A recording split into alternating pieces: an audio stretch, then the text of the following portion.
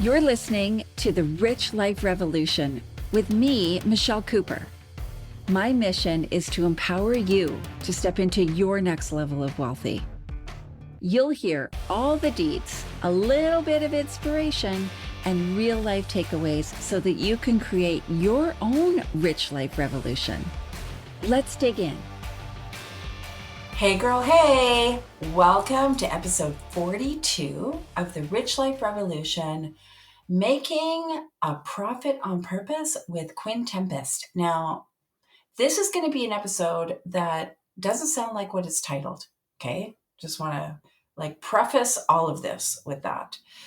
You know, as entrepreneurs and entrepreneurial-minded people, we're prone to having this great big vision of what we want to do, how we want our business and our life to look like, and how we want to make everything work in our lives. But the hard truth is that reality often doesn't look like the perfect career picture we painted in our heads. But that doesn't mean it can't be a wonderful journey. My guest today on this episode is Quinn Tempest. She's a marketing strategist and a designer. She's built a whole program to help fresh entrepreneurs navigate this disconnect, revolving around the concept of profit on purpose, which may or may not be a new concept to you. She shares some super inspiring takeaways in this episode, and our conversation really puts things into perspective. She also highlights the importance of values in all of our work and our life pursuits. So take a listen to my conversation with Quinn, and I hope you get some great takeaways just as I did.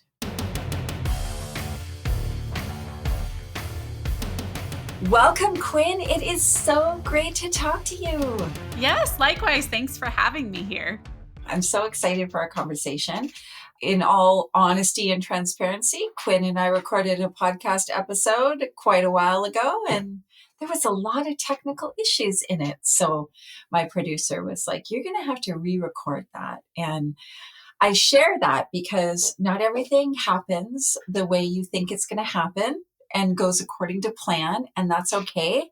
You know, this is real life, this is real business. And so I'm just so grateful that you could make the time to join me again.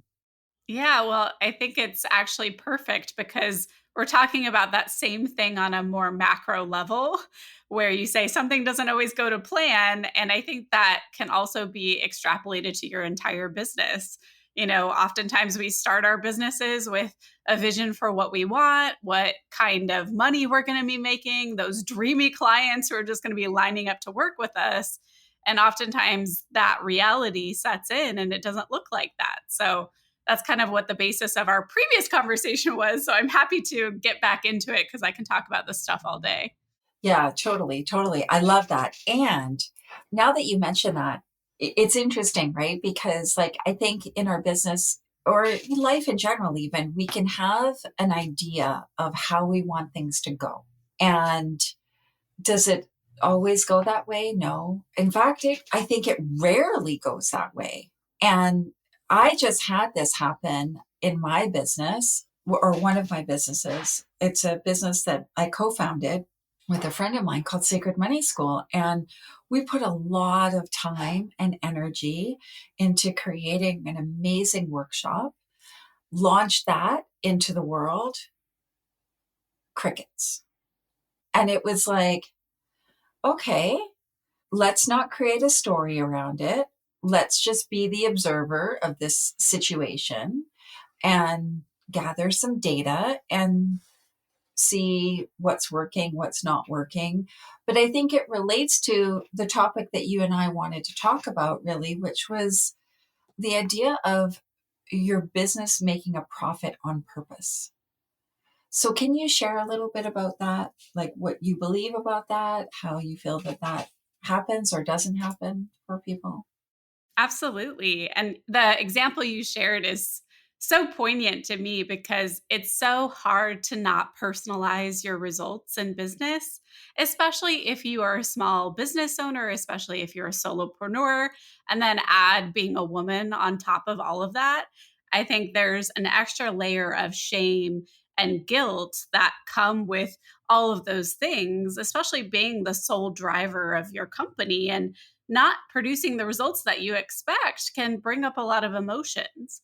And I think that's a big tenet of the idea of profit on purpose is how do you carve out your own path forward in your business and how do you really define what success means to you? Because I'm sure, like me, if you're on Instagram or really any social media, you're just barraged daily with all of these crazy misleading messages like you can basically get rich overnight or follow my 10-step framework for success or you could retire your husband and make $10,000 a month and all of these crazy things that we're constantly hit with. But when you look at the statistics, especially for women entrepreneurs, only 12% of women, I don't know if you know this, Michelle, I'm guessing you do, or you've at least heard of it, 12% of women entrepreneurs ever hit six figures in revenue. Even less than that, I believe it's 2% ever hit seven figures. Yet we're constantly barraged with these messages that say that business is easy or follow this framework and you'll see the same success. And I think it brings up, like I said before, a lot of shame and guilt because you're kind of looking around where you are in your business. You're also looking at what your vision was that you wanted for your business. And you're kind of like a kid in the back seat, like kicking the parents and being like, are we there yet? Are we there yet? So really the whole idea of profit on purpose is to do that on your own terms. What does success mean to you? What does profit mean to you? Because we always talk about profit financially, but I think of profit much differently in terms of what do you get back from your business, anything that you get back from your business, not just finances, and really rooting yourself in your answers to that question versus all the answers to what we hear other people say. Yeah, I love that, right? Like, what are you getting back from your business? Because for sure, like, profit can mean the bottom line number, like how much money was left over after you deducted all of your expenses from your revenue, and that's your taxable profit, right? Like, that's one metric that we can measure. But I like this idea of like, what do you get back from your business? Because when I think about that in my business, I get back a lot of flexibility and freedom. So for example, I just before we got on this call, I clicked join to a trip in Portugal for summer solstice. And I was like, okay, I'm like looking at my schedule. I'm like, well, I can fly in this day and then I can work from there for these couple of days. And then I can take these 4 days off. That's a huge gift. I can work from anywhere. So I love that concept. And I would encourage everybody, if you are an entrepreneur, to make a list, right? Like, get clear for yourself on what are you getting back from your business? Freedom, flexibility, money, relationships. I get to hang out with really cool people like yourself, have amazing conversations that open my eyes to things almost on a daily. And I love that. Yeah. And I love your idea of documenting a list because it's so easy for these ideas to kind of just float around in your brain. Or occasionally you think, oh, I feel so grateful to be able to, take this Friday afternoon off. But we don't often actually sit down and document like, what is success to me? That's not something we're taught in school. And you can't really grade that either, right? Because it's so personal to you. I'll send you a link once I'm finished with it. I'm developing a workbook on this topic because I realized so many people have emotional responses to hearing that only 12% of women ever hit six figures and hearing and identifying with that shame and guilt. And so I figured, well, what is the tool I need to put in front of them to help them with this? And so I'm calling it the Profit on Purpose Workbook. And literally one of the pages, I was just working on it this morning, is documenting a list of about 5 to 10 what I call success signals. And it's not like a signal as you're going to post it in an Instagram and show off to the world, but it's what is a signal to yourself that you've achieved what you want to achieve versus achieved what you think you should achieve based on what you've seen in the world. And so it's really comes down to that documentation process of like literally write it out. There's so much power, and we do it in school, right? We take notes all the time. There's power in taking these abstract ideas and thoughts and getting them out on paper, because when you can really see things objectively outside of yourself, because I don't know about you, but my brain's a hot mess. But when I can see it on a piece of paper, I can start to make sense of it.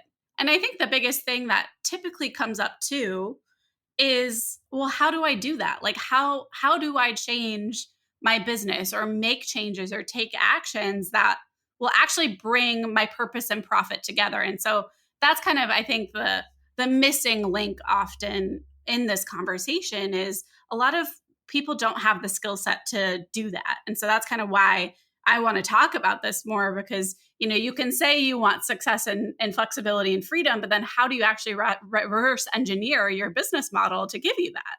Totally, right? Like it's like the clarity of like, what do you want? What do you want this experience to feel like? What do you want your business to operate like? And why? I think that that's an important question as well, right? Like why? Why is that important? What I think what you mentioned, right? Like what are the success metrics for you? I can't tell you how many people I see who have a six or seven figure business, but they're unhappy. And I'm not a therapist, right? When I'm working with clients, but it's that whole thing of like, when I have this successful business or whatever, then I'll be happy. And it doesn't work that way, right? It's like, you got to be happy now, and then you will have the successful business or the enjoyable life or whatever it is. But I think that there is, as you said, there is so much that we're bombarded with every day. Not only right now is it, in my opinion, one of the easiest times in history to create a business, especially for women. We have access to information at our fingertips that perhaps wasn't available, especially to women or any marginalized person in our world. And people can like get into that whole comparison, right? And that whole like, oh, well, it's apparently so easy. It's not feeling easy to me. So I must be a loser or an idiot or I'm doing something wrong, right? And it's like, actually, it's not easy. Let me like just share a truth with you. I do have a seven-figure business. I have several businesses. It is not easy. I have not found this easy. I wish it was super easy and it was just like a snap of my fingers and it all worked out. It's been it's been work, and it's been dedication, and it's been working through my own thinking, and it's been learning things I didn't think I'd ever have to learn. Yeah, you're describing entrepreneurship as I do, which is like a therapy session, a physical boot camp, all of these things all rolled up into one, and I think that's kind of the thing that is sad when I work with a lot of not new entrepreneurs, but newer, a couple of years in. And it seems like they're still holding on to this idea and this belief that it can be easy. And it's not that it can't be, it can be filled with ease at moments, but it is hard. It is work. And you do have to really get intimately familiar with your mindset, with your productivity habits, with the ways that you hold yourself back just by your thinking. It's a lot. It's not just about having a skill or a product that you can sell. It's about, how do I motivate myself to do that? How do I consistently sustain this over time? I think we're also sold this idea of linear growth, especially when it comes to finances, that it's always going to be a hockey stick effect if we're looking at a graph. And at least in my experience, especially now that I'm a mom, a newer mom, she's a year and a half now. And I had the privilege to make intentional choices about my revenue during the past couple of years, with pregnancy, with being home, and then now with even having to pay for daycare. And my business gave that back to me, that freedom of choice. And I'm so thankful for that. And at the same time, it's been an extra challenge. And, one of the things that I decided was until she's 2, I want to make sure that I can spend at least one full work day with her on Fridays. So I take her out of school. Well, I don't take her out of school. She's in daycare. So it's a little different, but I get Fridays with Layla, and that's been really special. But I've had to really look at my business and say, well, what needs to change to allow for that? Because now all of my time is centered in 4 days of work. I can't necessarily work at night or on weekends anymore like I used to when I was just married and no kids. So, it does bring up a lot. And I think it's important that we talk about this regardless of what revenue level we're at. It's all the same questions. It's what energizes you, what depletes you, what is your definition of success? And then more importantly, what are you going to do about it? Amen, sister, kind of thing. Like you mentioned the hockey stick effect, right? That's like when your business starts here and just keeps going up. And a lot of people think that's how business is supposed to be. What I have found in my 14 years of entrepreneurship is that it's an S curve. And I did an episode about the S curve because last year I found myself in the dip of the S curve.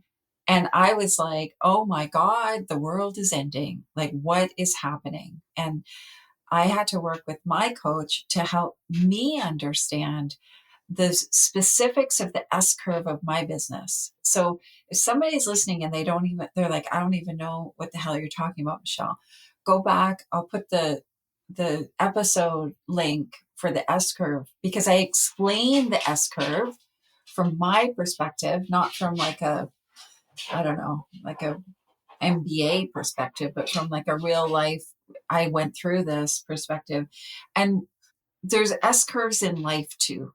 Like it's not all just this hockey stick, like it just continually goes up and things, fly off the graph kind of thing. There's ups and downs and there's expansions and contractions, and everything is really important. Like the whole process is really important. So I love that you kind of dropped that in there too. Yeah, well, I did something similar because I wanted, entrepreneurs that were newer to understand this. And I think, from a strategic perspective, oftentimes those dips are where you're reinvesting so that you can have a peak. But a lot of people don't know that. And so what I did was I created a heat map. So, those kind of heat maps where you can see like where things are hotter or colder. I was like, well, what if I heat mapped my revenue over the past 6-7 years? Because I wanted to illustrate, especially for people who want to jump into like online courses or online education or memberships or products. There's this kind of mindset I always hear that, well, I can just create a course and sell it and I'll start to make money. And I'm like, well, that's not exactly true. There's a lot of elements that you need to have, like an audience, like an email list, or like marketing chops in the first place. And so what I did was I heat mapped my revenue starting back in 2017, because prior to that, I was 100% one-on-one service based. So consulting, strategy, design, all of that. And that was the year I got married. So like you said, there's the life dips and the life S-curve as well as business. And so that year was a pivotal decision for me. Was either I was going to go full-time in my corporate marketing role or I was going to go full-time in my business, because I had kind of dabbled in both for a while. And I decided to go full-time in my business. And so from that decision, it took me a couple of years to even start to see meaningful results in diversifying my revenue. In 2017, 97% of my revenue was from one-on-one consulting. I think it was a couple years later, I was able to get that down. I can't remember specifically, maybe to 60%. And then I was able to build what is now my online community, the Create Your Purpose Collective, up to a significant amount of revenue. And then over the years, I learned my lesson where I put a lot of eggs in that basket and things changed in the world with the pandemic and all of this. But that's my specific story. But I think this extrapolates well to just everyone's experience. It's about making these intentional decisions, reverse engineering the actions you need to take to realize it. But then, like you said, when you reach a specific pinnacle or you hit that peak that you were aiming for, you likely become a human again and you realize, oh, but I want more. There's actually, you said that you're not a therapist. I'm not either, but I've been in plenty of therapy. And there's this term, I don't know if you've heard of it. It's called the hedonic treadmill. So basically, you get what you want and then you realize you want more.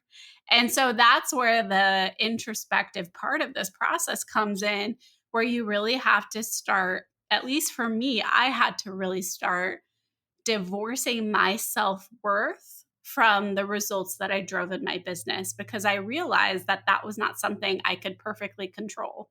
Yes, I had skills and offers and things that I could rely on, but there are other forces, whether it was, in the economy, in the world, in my life, that weren't fully in my control. So I had to really do a lot of inner work as well as external actions in my business to really be okay with whatever I got.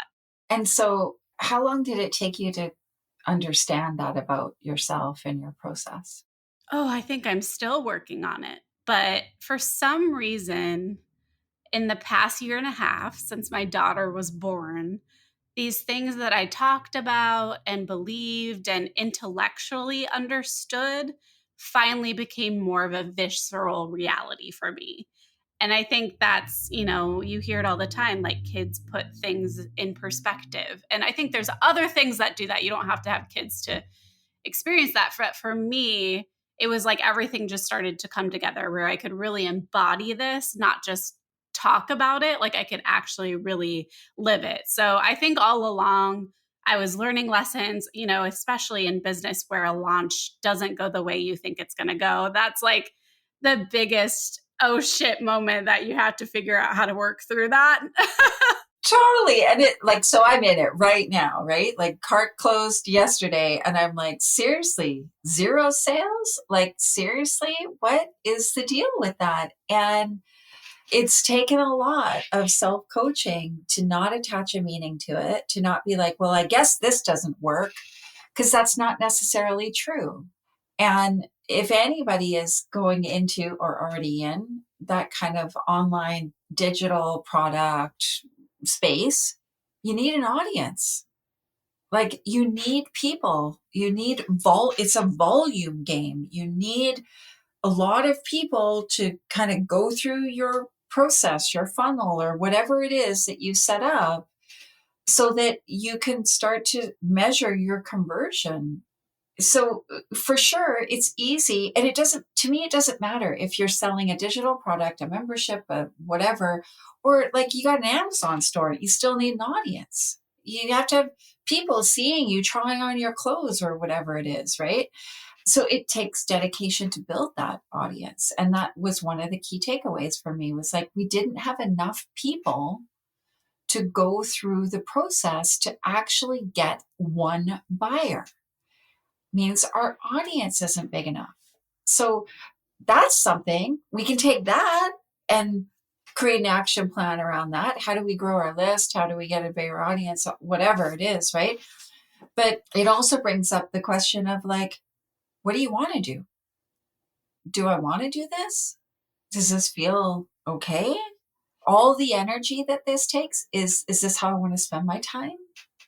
And like you said, the kids bring perspective, and many other things do. Health crisis, marriage, divorce, death, like all the things, right? You lose your job or whatever it is. It all brings us a moment of perspective where we get to say, hang on, what's actually important right now? Yeah. And you bring up such a good point around like the course world and all of that. Cause, I run a community of women entrepreneurs and many of them have that element of their business. And I think many of them, including myself, have seen such drastic shifts in the past 2 years in that space where conversion rates are much different than they used to be. The sales cycle is taking much longer or sometimes shorter, just depending on your audience. So it's just a completely different space. And I have so many members of my community who tend to join at those pivotal inflection points because they're like, what is happening? And most of the time, and I'm sad, but this tends to be a tendency for women, is they will blame themselves and they will say, I did something wrong, or what's wrong with me, or whatnot. And so they really come at that point, and it can be hard because you will personalize it. You will say, well, it used to work. Why isn't it working? What did I do wrong? And there's not a perfect answer to that. But typically I say you got to really audit like what worked, what didn't good work. And you also have to continually evolve.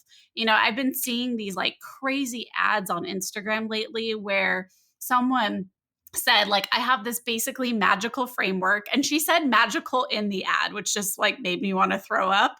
And she said, basically, it makes me $57,000 every single time I do it. I've been doing it for years and it never fails. And I was like, that is so infactual. Like the only way that that's working is she's just making money by teaching the thing that makes her money, like coaches coaching coaches pipeline.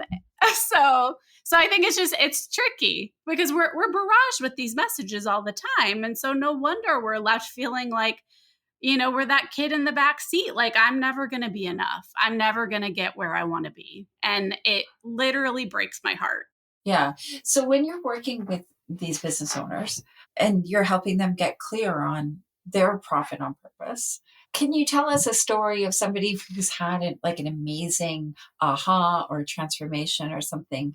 Because we've talked about a lot of problems and that's real. I think it's super important that for women like ourselves who have a lot of experience and knowledge, that we share the reality, not the magical $57,000 day thing, because that's not usually true. So I'm glad that we can share the truth just like we did.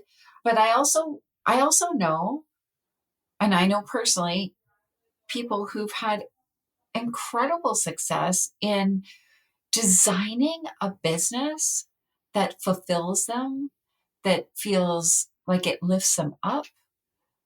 It's very expansive for them. And they wake up and they jump out of bed and just can't wait to get in there and do their thing.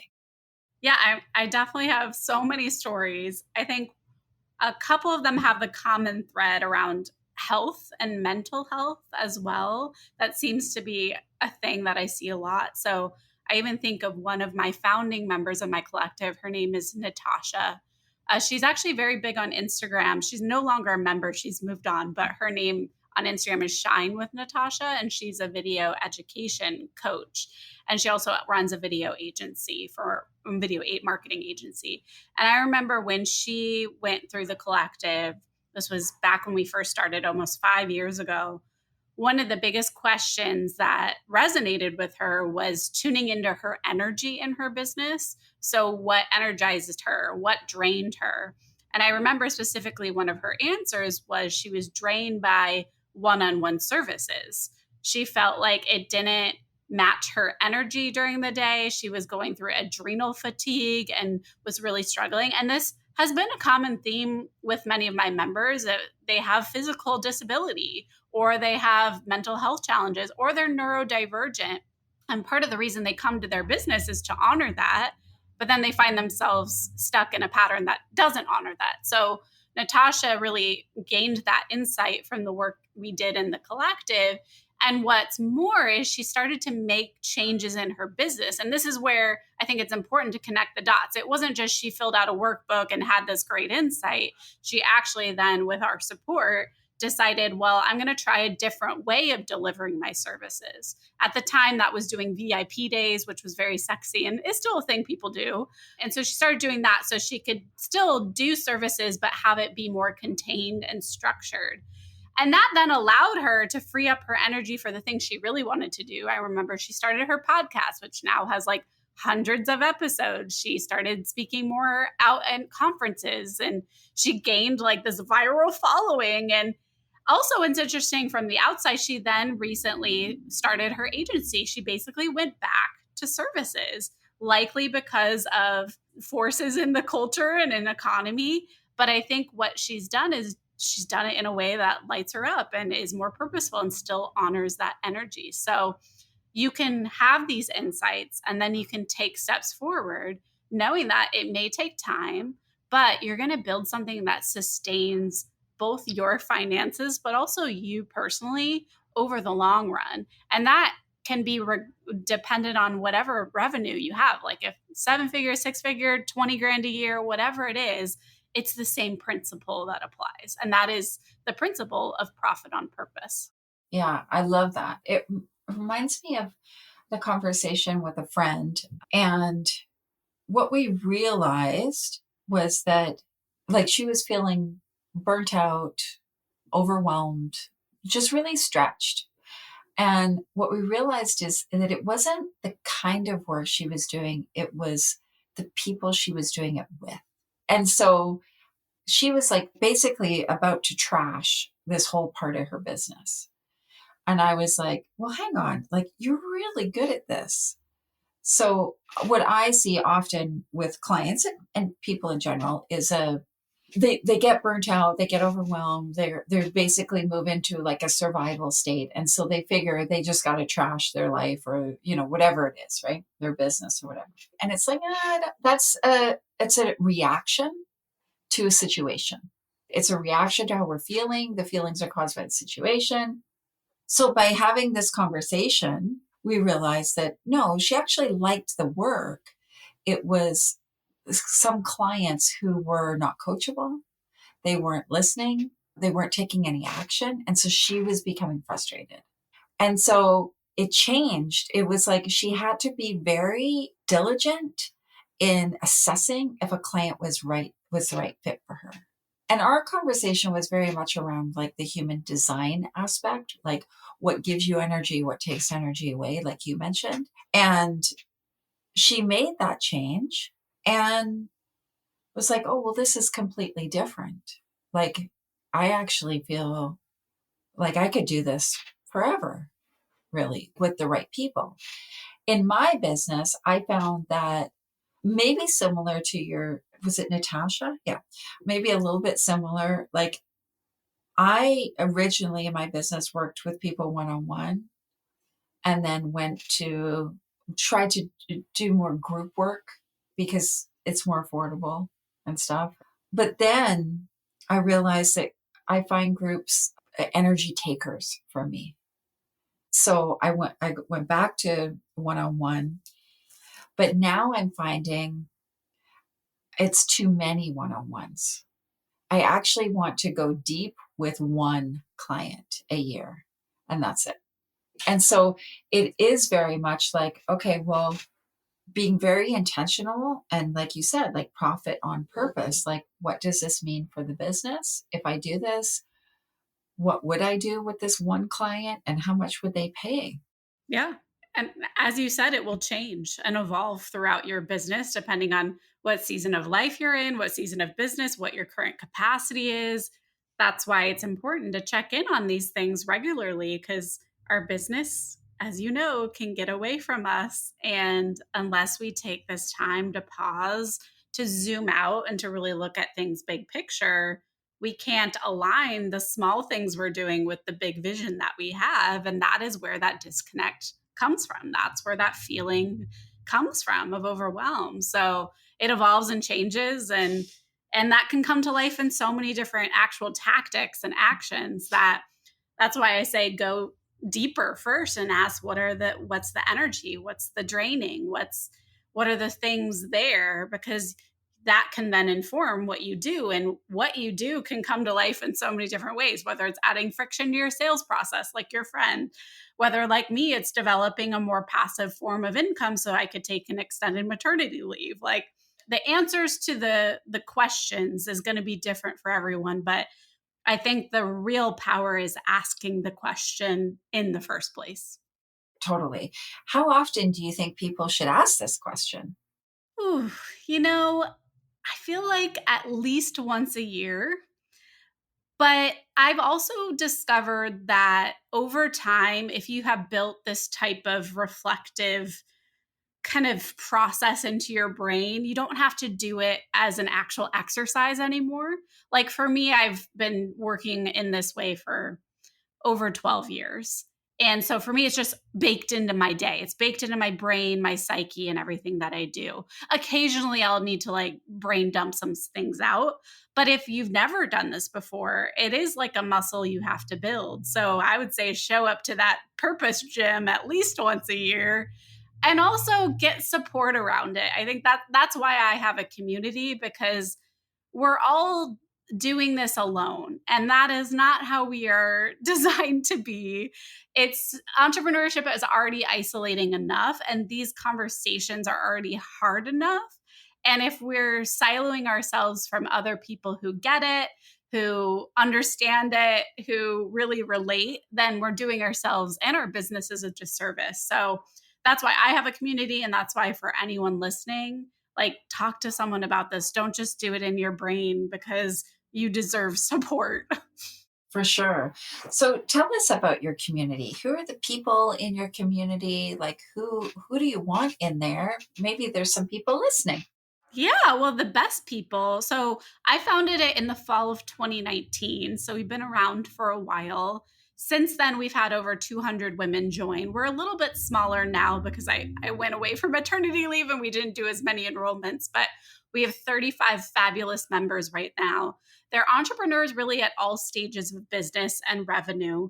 But really, what ties us together is a lot of what we talked about today is just really trying to combat all of these messages that are in our psyche and our brain and set our own path forward in our businesses and do it on purpose and with purpose. So we have a lot of creative women, we have a lot of service providers, coaches, artists, consultants, and these are the kind of conversations we have. And we also do, education too, so that we talk about these big things and we share about mental health and all the challenges we're going through, but we also pair that with strategic guidance and tactical stuff and education. So I like to say it's where business meets purpose, and I've never seen something like it. I love it, and we're just so excited to continually grow it this year and beyond with more people that are like-minded. I love that. And it's so important and so needed, right? Because any strategy can work. Like, let's be honest, right? Like, any strategy has the potential to work, but you need to really tap into you, what you desire, how you want to feel, your purpose, your why, your way of doing things, so that it really fits you. And doing that in a community, I think that a community that can hold you accountable, that can support you, can lift you up, can inspire you, can motivate you, can commiserate with you. Like, to me, there's nothing more powerful than community. I agree. That's why I created it.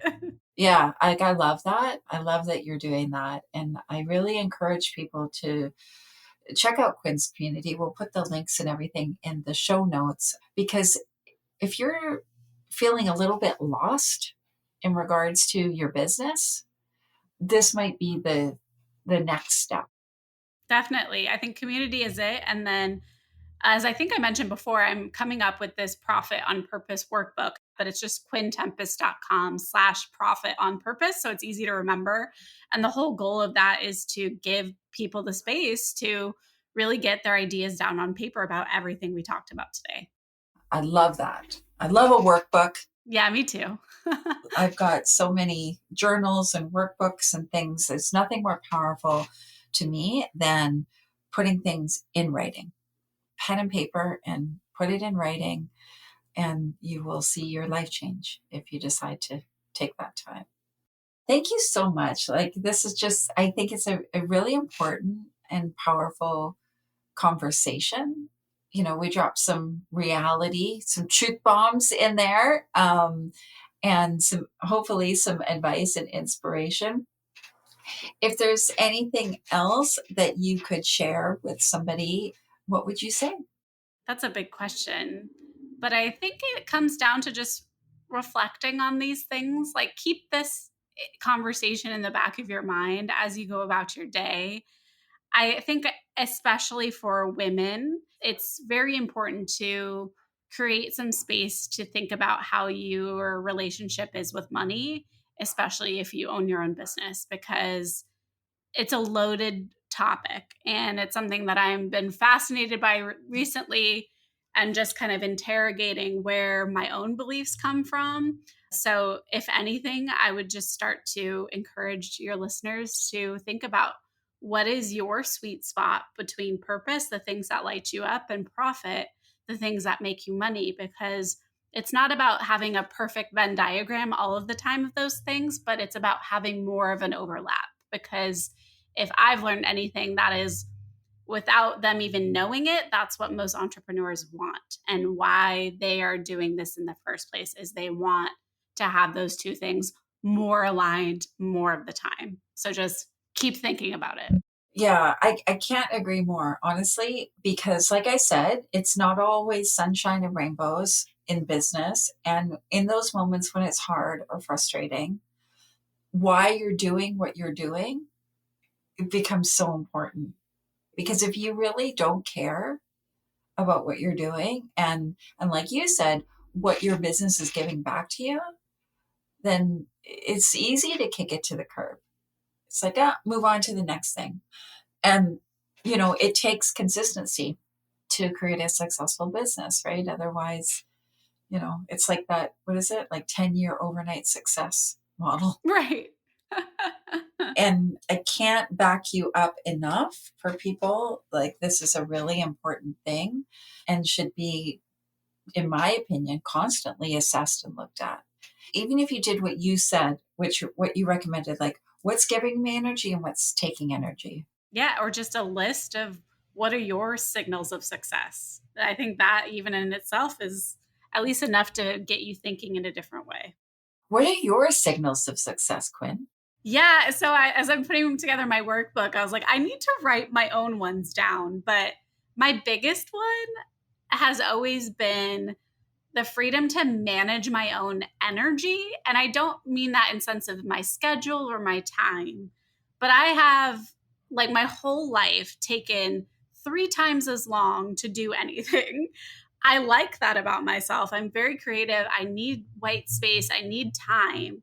And that impacts my energy. And that was one of the biggest reasons I kind of fell into entrepreneurship in the first place, because I was so freaking bad at that in a job situation. And I even burnt out so bad, I ended up in the hospital.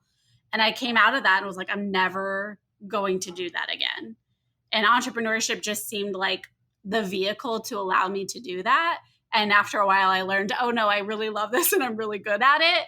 But I think that through line was always, I can manage my energy. I can go on a walk in the middle of the day. I can shift my writing to the morning when I feel more creative. Like, that is not something like my husband in a traditional 9-to-5 can do. Like, he is bound to what his company needs.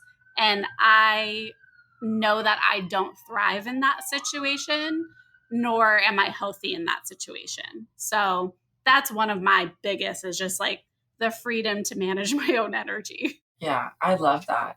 To me, there's nothing better than a day where I don't have to talk to anybody. As bad I as didn't talk sounds. to anyone until this podcast, except to order my latte. So I was a little worried about my voice, but here we are. I got a complete, it's not an open day because there's things I have to get done, but I don't have a call scheduled that like, I don't have these like things where I have to be present for another human kind of thing. I love that. Those days are like gold to me. I had one on Friday. I don't have enough of them. And at the end of the day, I was like, I need more of this. Right? Because I was like, you know what? I feel like it's really nice out right now. I'm going to take my dogs for a walk right now. And I'll work after. So yeah, I love that. That's definitely a measure of success. Do it. Do a no meeting Mondays. That's what I do. And it's amazing. Awesome. No meeting Mondays. I'm committed. I'm committed to that now. Thank you. That's a gift. Awesome. Well, thank you so much for sharing this time with us. And like I said, I encourage people to check out you on social media and your community and all that you do. I think that you're amazing at what you do. And I'm just so grateful that we had this conversation and we got some really good stuff here. Likewise. Thanks for having me. So what do you think of that episode? I really loved, and it super resonated with me, how Quinn talked about digging deep into your personalized definition of success and profit, which is exactly what Rich Life Revolution is all about. It's your version of your rich life, not what everybody else's is, not what's on Instagram or Facebook. It's unique to you. For some people, it might mean living the luxury life on a private yacht and walking around with your designer handbags. And for others, it might mean a content, cozy little farmhouse living off grid with a bunch of goats and pigs and cows, or somewhere in between. But it's your version of success and your version of your rich life. I would love to hear what that is for you. So be sure to share in the comments or hit me up in my DMs. And I can't wait to hear from you. I'm Michelle. It was great hanging out with you today on the Rich Life Revolution. Check out next week's episode when I'm going to share with you all of my adventures around my travels to New York City. This is a great episode. You'll hear me talk about my trip with one of my besties, Marlo, to New York in the summer, and then my Christmas in New York adventure. Can't wait to connect. Thanks for hanging out with me. I hope you got at least one gold nugget today. Be sure to grab your copy of the Rich Life Revolution workbook to help you set the foundation for your next level of wealthy. Get it now at richliferevolution.ca, and I'll see you later.